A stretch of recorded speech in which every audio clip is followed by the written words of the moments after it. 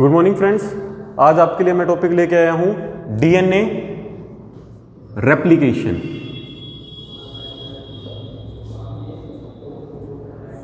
DNA replication हमारा किसका 12th class का टॉपिक है।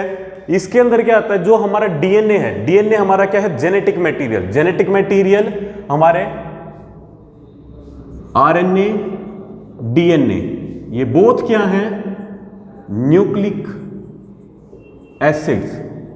ये दोनों हमारे क्या हैं, न्यूक्लिक एसिड्स हैं और किसकी तरह बिहेव करते हैं, जेनेटिक मटेरियल की तरह। हाँ, अब जो आरएनए है वो भी जेनेटिक मटेरियल, लेकिन किसके अंदर, वायरस के अंदर। जबकि जो डीएनए है वो जेनेटिक मटेरियल किसके अंदर होता है, हमारे ह्यूमन बींग्स के अंदर। तो ह्यूमन बींग्स के अंदर जैसे कि हमें पता है डीएनए होता है किसके अंदर है, क्रोमोसोम। डीएनए की जो डीएनए हमारा बना होता है किससे बना होता है, 2 पॉलीन्यूक्लियोटाइड चेन से। अब 2 पॉलीन्यूक्लियोटाइड की चेन है, ठीक है। अब 2 पॉलीन्यूक्लियोटाइड, ये न्यूक्लियोटाइड क्या है, जो ये न्यूक्लियोटाइड है ये यूनिट है क्या, न्यूक्लियोटाइड है हमारा मिलके बना है nitrogenous base plus pentose sugar plus phosphate group. जो हमारा ये न्यूक्लियोटाइड है ये 3 चीजों से मिलकर बना है, नाइट्रोजनस बेस, पेंटोज शुगर और फॉस्फेट ग्रुप। तो जो नाइट्रोजनस बेस है हमारे कौन कौन से होते हैं, प्यूरीन एंड पिरिमिडीन। आप लोगों ने 11th क्लास के अंदर पढ़ा होगा, प्यूरीन कौन कौन से होते हैं हमारे, एडेनिन और गुआनिन। जबकि जो पिरिमिडीन है वो कौन कौन से होते हैं हमारे, साइटोसिन, थाइमिन और यूरेसिल। ये क्या है हमारे, ये प्यूरीन है, एडेनिन, गुआनिन।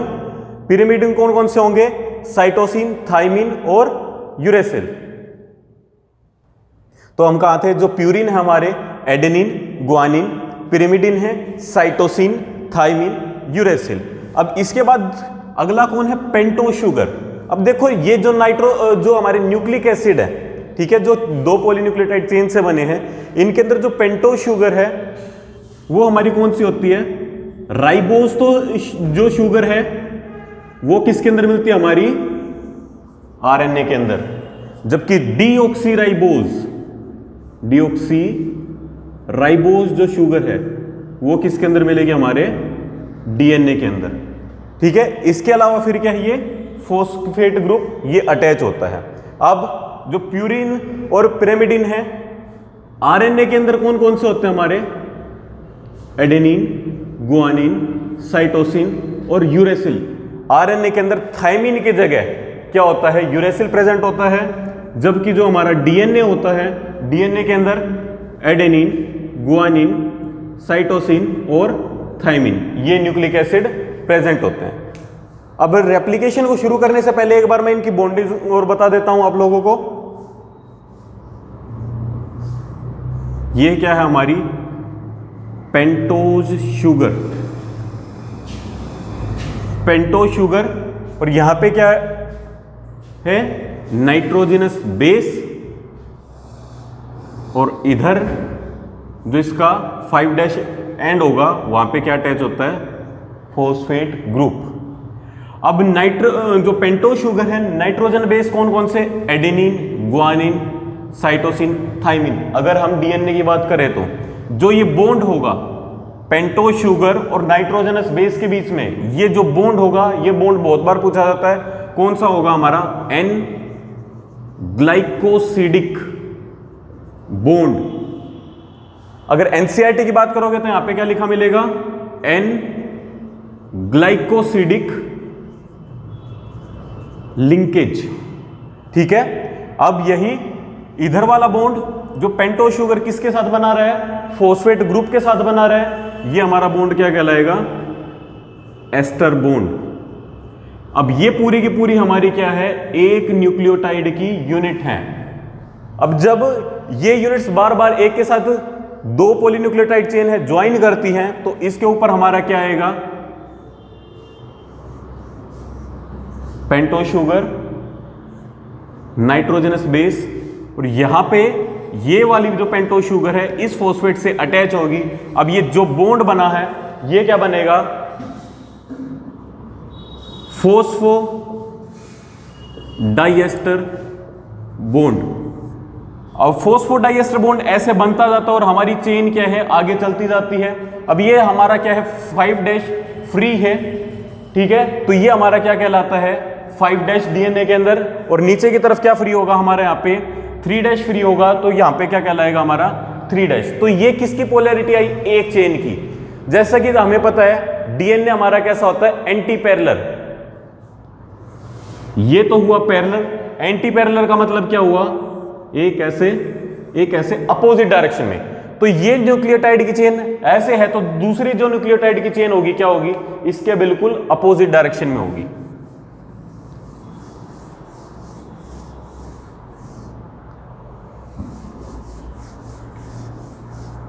वो कैसे,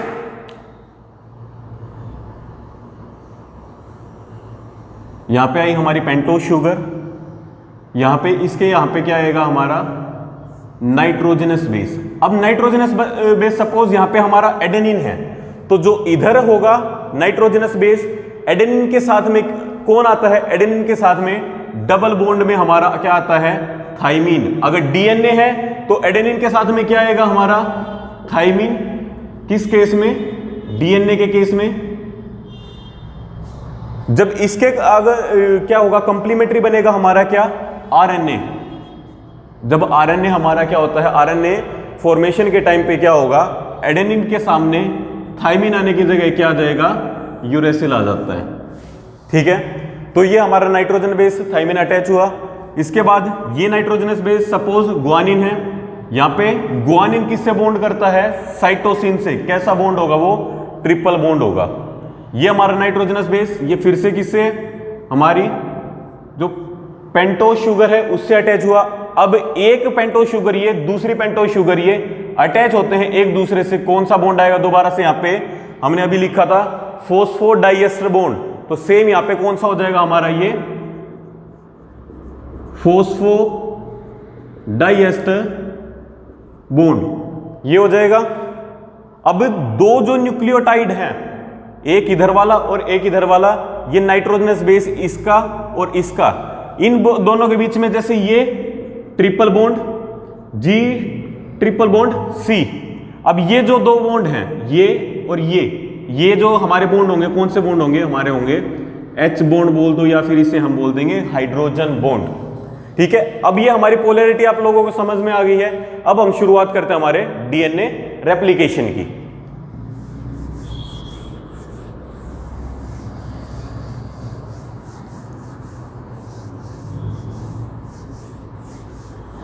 अब डीएनए रेप्लिकेशन क्या है, प्रोसेस है किस चीज की, रेप्लिकेट होने की, कॉपी बनने की। अब कॉपी बनेगी किस चीज की, डीएनए की, ठीक है। डीएनए हमारा क्या है, डबल स्ट्रैंडेड मॉलिक्यूल है, तो डबल स्ट्रैंडेड आ गया हमारे। एक की पोलैरिटी क्या रहेगी, 3' to 5', अपोजिट पोलैरिटी होगी, तो यहां पे 5 होगा तो यहां पे 3 होगा, और यहां पे 3 है तो यहां पे 5'। ये क्या हमारा डबल स्ट्रैंडेड डीएनए मॉलिक्यूल। अब इसकी क्या बननी है, कॉपी बननी है। तो कॉपी बननी है तो पहले क्या होना पड़ेगा, जब ये किस चीज से ज्वाइन है, हमारे हाइड्रोजन बॉन्ड से, अभी बात की थी हमने, तो उससे पहले क्या होना पड़ेगा, इन हाइड्रोजन बॉन्ड को तोड़ना पड़ेगा, ब्रेक करना पड़ेगा, और इसको क्या करना पड़ेगा, खोलना पड़ेगा। तो यही हमारा पहला स्टेप है डीएनए रेप्लिकेशन का, क्या, अनवाइंडिंग। अनवाइंडिंग मतलब क्या होगा, खुलना। इसी को हम और क्या बोल सकते हैं, अनजिपिंग। अनजिपिंग, जैसे हम चेन खोलते हैं, इसी तरह इसको क्या कर रहे हैं, हम अनजिप कर रहे हैं, इसको खोल रहे हैं। तो जो ये अनजिपिंग होती है, ये नहीं कि अपने आप हो जाती है, इसके लिए हमारा क्या होता है, एंजाइम होता है। और वो अनवाइंडिंग के लिए हमारे पास एंजाइम कौन सा होता है, हेलिकेज। जो तो हमारा जो एंजाइम है इसको खोलने के लिए, अनजिप करने के लिए, अनवाइंडिंग के लिए जो काम आएगा वो क्या है? हेलिकेज। हेलिकेज का काम क्या होगा? जो ये हाइड्रोजन बॉन्ड्स है इनको ब्रेक करेगा। जब ये हाइड्रोजन बॉन्ड ब्रेक हो जाएंगे तो ये हमारा जो डीएनए की 2 स्ट्रैंड है ये क्या हो जाएंगे? अनवाइंड हो जाएंगे। ठीक है,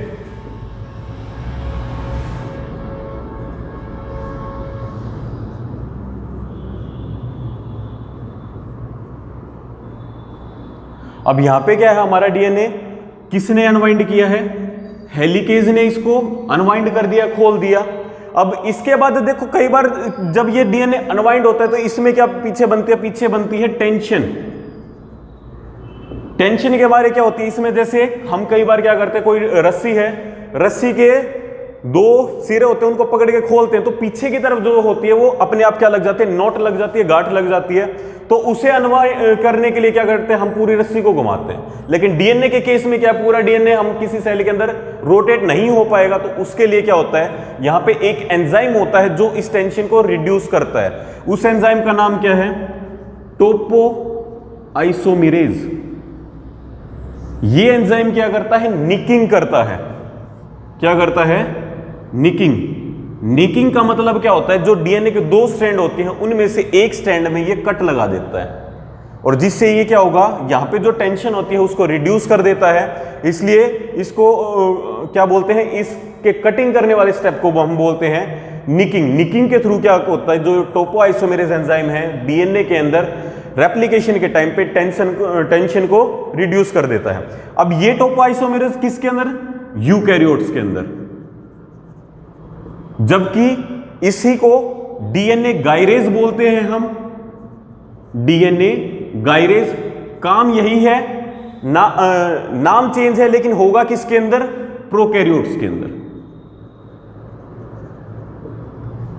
अब तुम में से कई के मन में सवाल उठेगा, सर ये तो खोल दिया, ये वापस में जुड़ भी तो सकता है। बिल्कुल जुड़ सकता है। इसको प्रिवेंट करने के लिए क्या होता है? हमारा SSB, single stranded binding protein. ये क्या काम करता है? इसकी फुल फॉर्म लिख देता हूं मैं, सिंगल स्ट्रैंडेड बाइंडिंग प्रोटीन। अब इस प्रोटीन का काम क्या है? ये डीएनए को दोबारा, एक तो डीएनए के अंदर लूप सिंगल स्ट्रैंड कभी खुद ही के साथ ना जुड़ जाए, दोनों को एक दूसरे के साथ जुड़ने से बचाता है, और लूप फॉर्मेशन से बचाता है। कौन? Single stranded binding protein. ये है, ये पहला स्टेप था हमारा। क्या? अनवाइंडिंग होगी, अनजिपिंग होगी। अब दूसरा क्या है? जो डीएनए रेप्लिकेशन है इसके लिए जो मेन काम है वो कौन करता है? DNA dependent DNA polymerase.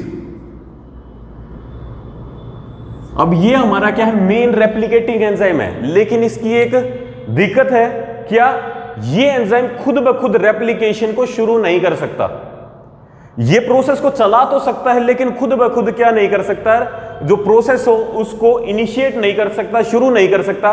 तो उसके लिए क्या होता है? हमारा जो ये डीएनए है उसके पास हम क्या अटैच करते हैं? आरएनए प्राइमर हम इसके ऊपर अटैच करते हैं। और जो आरएनए प्राइमर है वो हमेशा अटैच कौन से एंड पे होगा? जो हाँ 3' एंड होता है वहां पे क्या अटैच होता है? RNA primer. RNA primer. RNA primer क्या करता है? हमारी जो रेप्लिकेशन प्रोसेस है इसको इनिशिएट करता है, शुरू करता है, स्टार्ट करता है। ठीक है, ये 3'। अब इधर देखो 3' नहीं है तो ये यहां पे नहीं होगा। तो आरएनए प्राइमर कहां अटैच होता है? आरएनए प्राइमर अटैच होता है हमारा यहां पे। ठीक है, और आरएनए प्राइमर एक बार अटैच होने के बाद क्या होगा? इसके बाद डीएनए डिपेंडेंट डीएनए पॉलीमरेज, या इसको डीएनए पॉलीमरेज भी बोल देंगे, ये एंजाइम आएगा और क्या करने लग जाएगा? रेप्लिकेशन को फर्दर प्रोसीड करने लग जाएगा।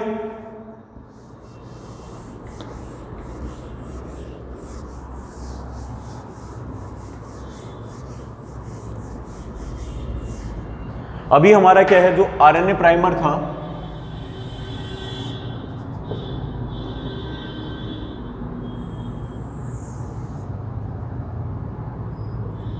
यहां पे आरएनए प्राइमर आया, इसने शुरुआत की, डीएनए पॉलीमरेज आया, यहां तक क्या हो गया? रेप्लिकेट हो गया।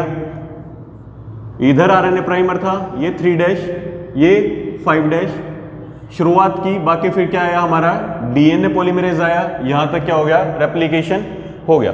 अब क्या होगा, जो ये नेक्स्ट स्ट्रैंड है डीएनए की ये अनवाइंड होगी। अनवाइंड का काम कौन करेगा, अभी बताया था हेलिकेज एंजाइम। हेलिकेज एंजाइम क्या करेगा, इसको अनवाइंड करेगा।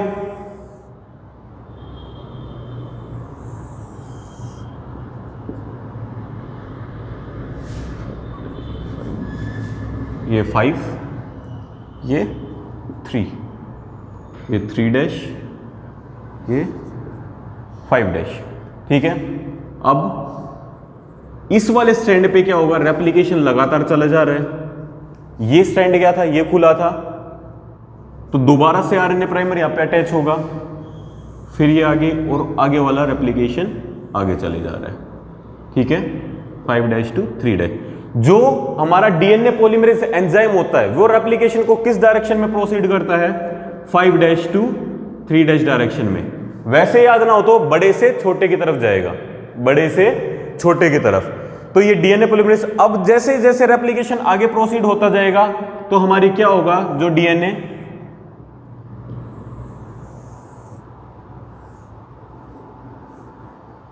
ऐसे अनवाइंड होता जाएगा। एक स्ट्रैंड पे तो क्या होगा, जो हमारा रेप्लिकेशन है वो लगातार चलते जा रहा है, जबकि दूसरे स्ट्रैंड में बार बार आगे खुलते जा रहा है और ऐसे फ्रेगमेंट्स बनती जा रही है। ये आरएनए प्राइमर जो डार्क है ये क्या है, हमारा आरएनए प्राइमर है, ठीक है। अब एक स्ट्रैंड के ऊपर तो क्या है, ये लगातार है, एक स्ट्रैंड के ऊपर फ्रेगमेंट्स बनी है। जिस स्ट्रैंड के ऊपर लगातार रेप्लिकेशन हुए जा रहा है, इस स्ट्रैंड को हम क्या बोलते हैं, लीडिंग स्ट्रैंड। और जिस स्ट्रैंड के ऊपर क्या होता है हमारा, ये टूट के क्या बनी हुई है, फ्रेगमेंट्स बनी हुई है, इस स्ट्रैंड को हम क्या बोलते हैं, लैगिंग स्ट्रैंड। इस स्ट्रैंड को क्या बोलेंगे, लैगिंग स्ट्रैंड बोलेंगे। अब इसके ऊपर देखो जो ये फ्रेगमेंट्स हैं, इनको क्या बोला जाता है, इनको बोला जाता है ओकाज़ाकी फ्रेगमेंट्स। इनको क्या बोला जाता है, ओकाज़ाकी फ्रेगमेंट्स बोला जाता है, ठीक है। ये मोस्ट इंपॉर्टेंट है कि जो ओकाज़ाकी फ्रेगमेंट है कौन से स्ट्रैंड के ऊपर बनती है, हमारे लैगिंग स्ट्रैंड के ऊपर बनती है। कॉन्टिन्यूअस रेप्लिकेशन किसके ऊपर होता है, हमारा लीडिंग स्ट्रैंड के ऊपर होता है, ठीक है। अब इसके बाद क्या है, ये जो रेप्लिकेशन होगा ये कंप्लीट क्या होगा, अब हमारा डीएनए कंप्लीट जब रेप्लिकेशन हो जाएगा तो क्या बनेगा, हमारी एक तो क्या बनेगी पेरेंट स्ट्रैंड, एक क्या बन जाएगी न्यू स्ट्रैंड। दूसरी जो स्ट्रैंड थी हमारी क्या थी, पेरेंट स्ट्रैंड थी, इसके ऊपर क्या बन जाएगी, न्यू स्ट्रैंड। तो अब ये क्या हो गया, ये हमारा जो डीएनए है उसकी कॉपी हो गई, ठीक है। अब देख नेचर कैसा रहा हमारा, मोड ऑफ जो रेप्लिकेशन है वो तुम देखो, जो ये डीएनए बना है इसके अंदर हाफ डीएनए कैसा है, पेरेंट जैसा है, जो पेरेंट डीएनए था। तो ये डीएनए के किस नेचर को शो करता है, semi conservative, semi conservative mode of replication. Semi conservative mode of replication को शो करता है। ये प्रूफ किसने किया था, हमारे मेसल्सन एंड स्टाल ने और टेलर ने। टेलर ने किसके ऊपर किया था, वीसिया फाबा के ऊपर। मेसल्सन एंड स्टाल ने किसके ऊपर किया था, ई कोलाई के ऊपर किया था, ठीक है। अब इसमें जो हमारा डीएनए पॉलीमरेज है, अभी बात की थी डीएनए पॉलीमरेज हमारा मेन एंजाइम होता है, मेन रेप्लिकेटिंग एंजाइम। इसके तीन तरह का होता है, DNA polymerase 1, DNA polymerase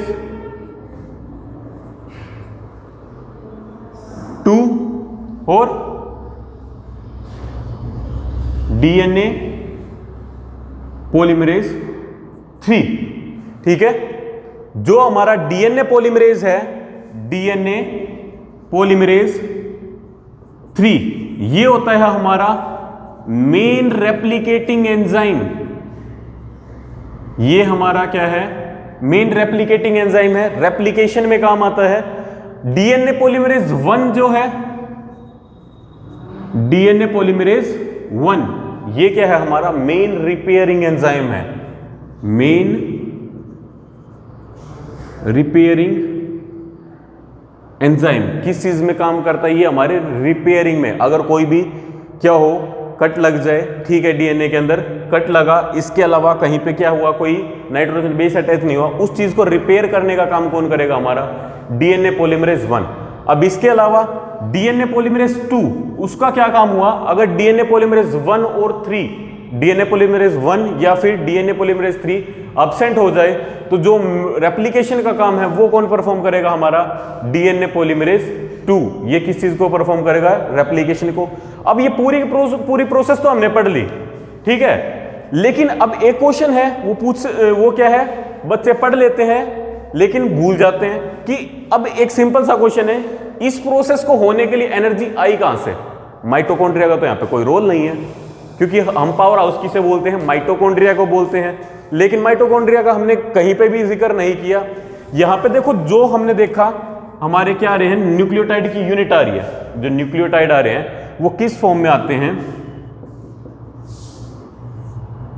triphosphate की फॉर्म में आते हैं, ठीक है। तो जब इसमें से क्या होंगे, जो 3 फॉस्फेट ग्रुप होते हैं, जब ये ब्रेक होते हैं, जैसे इनका बॉन्ड ब्रेक होता है, तो पता है क्या, बॉन्ड ब्रेकिंग होने से क्या होती है, एनर्जी रिलीज होती है।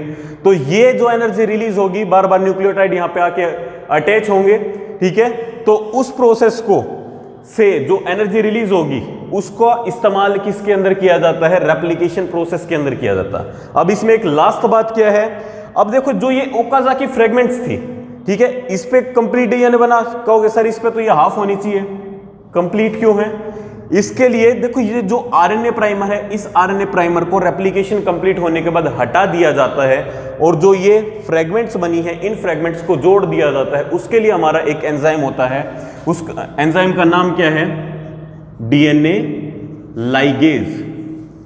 जो हरगोबिंद सिंह खुराना थे, उन्होंने क्या किया था, इसकी खोज की थी, इसको डिस्कवर किया था। और इस डीएनए लाइगेज का क्या है, जो हमारी ओकाज़ाकी फ्रेगमेंट्स हैं इनको कनेक्ट करना, ठीक है, ज्वाइन कर देना, और क्या होगा, जो हमारा रेप्लिकेशन प्रोसेस है इसको कंप्लीट कर देना। तो जो हमारी रेप्लिकेशन प्रोसेस है ये क्या हुई, कंप्लीट हुई। इसको क्या करना है, एनसीईआरटी से रीड करना है, और ऐसे डायग्राम है, ये डायग्राम जरूर बनाने हैं। एनसीईआरटी के अंदर आप लोगों को ये डायग्राम नहीं मिलेंगे, ठीक है, लेकिन अगर एनसीईआरटी से डायरेक्ट रीड करोगे आपको एनसीईआरटी से रेप्लिकेशन प्रोसेस बिल्कुल समझ में नहीं आएगी, इसलिए इसको सिस्टमेटिक वे में करना है, हर एक स्टेप का ध्यान रखना है, ठीक है। तो इसी के साथ मैं अपनी क्लास को यहां पे फिनिश करता हूं। तो ये हमारा क्या है, कंप्लीट हो गया है। अब इसके रिगार्डिंग देखो, किसी के मन में कोई डाउट आएगा, किसी ने कोई चीज कहीं पे पढ़ी होगी, ठीक है, किसी को कोई भी डाउट हो, वो क्या है, वीडियो के कमेंट सेक्शन में क्या करे, कमेंट कर दे। उसके जो डाउट होंगे उनको मैं नेक्स्ट वीडियो के अंदर क्या करूंगा, हर एक के डाउट का आंसर दूंगा, उनको क्लैरिफाई करूंगा, ठीक है। अगर आपको ये और किसी टॉपिक में दिक्कत है वो भी कमेंट बॉक्स में बताएं, ताकि क्या हो, मैं उस पे आप लोगों का देख के कि आप लोगों को प्रॉब्लम है उसके बारे में भी वीडियो बना सकूं, ठीक है। Thank you.